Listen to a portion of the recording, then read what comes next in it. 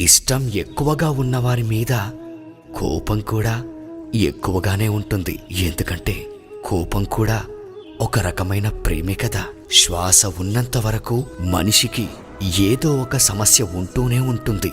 ఏ సమస్య లేనప్పుడే నేను సంతోషంగా ఉంటాననుకుంటే మాత్రం మనం సంతోషంగా ఉండేది కేవలం సమాధిలోనే. రేపు అనే రాత తెలియనప్పుడు నేడు అనే నీ సంతోషాన్ని ఎప్పుడూ వదులుకోకు. అదృష్టం తానంతట తానుగా వచ్చి తలుపు తడుతుందని అందరూ అంటూ ఉంటారు. అది అస్సలు నమ్మద్దు. అది అవకాశం రూపంలో ఉంటుంది. దాన్ని వెంటాడు, సొంతం చేసుకో. అదే అదృష్టమంటే.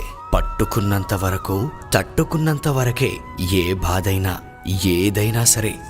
ఒక్కసారి వదిలేసి చూడు, నిన్ను ఏది కూడా ప్రభావితం చేయలేదు.